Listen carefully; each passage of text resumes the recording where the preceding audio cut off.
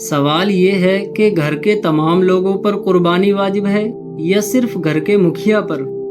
آج کل دیکھا یہ جاتا ہے کہ گھر کا مکھیا یعنی گھر کا ذمہ دار اپنی طرف سے ایک قربانی کر لیتا ہے اور گھر میں باقی سب لوگ آزاد ہو جاتے ہیں۔ وہ یہ سمجھ بیٹھتے ہیں کہ ہمارے باپ ہی گھر کے مالک اور مکھیا ہیں، لہٰذا ہمارے والد نے اپنے نام سے قربانی دے دی تو ہم بری الذمہ ہو گئے۔ لیکن یہ بات آپ اچھی طرح ذہن میں رکھ لیں کہ اگر ایک گھر میں چند صاحب نصاب شخص ہوں تو ایک قربانی سارے گھر والوں کی طرف سے کافی نہیں ہوگی، بلکہ گھر میں رہنے والے ہر صاحب نصاب شخص پر الگ الگ قربانی کرنا لازم ہوگی، کیونکہ حدیث پاک میں آتا ہے کہ جو شخص صاحب حیثیت ہونے کے باوجود قربانی نہ کرے وہ ہماری عیدگاہ کے قریب بھی نہ آئے۔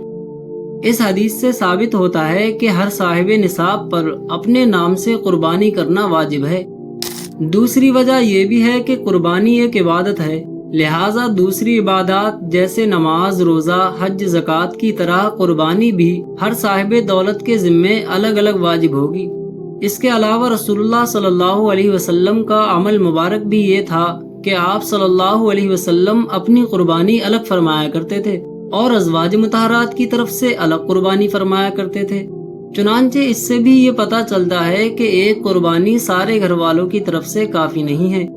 ہاں، اگر ایک بڑا جانور لے کر اس میں گھر کے وہ تمام لوگ جو صاحب نصاب ہیں اپنے اپنے ناموں سے حصے متعین کر کے قربانی میں شریک ہو جائیں تو ایک بڑا جانور 7 لوگوں کی طرف سے کافی ہوگا۔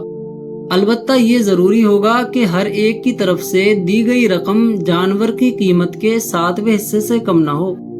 صاحب نصاب وہ ہے کہ جس کے پاس 7.5 تولے سونا یا 52.5 تولے چاندی ہو یا ضرورت کی چیزوں کے علاوہ کسی بھی قسم کا اتنا مال، سامان یا روپیہ موجود ہو جس کی قیمت 52.5 تولہ چاندی کے برابر یا اس سے زائد ہو جائے۔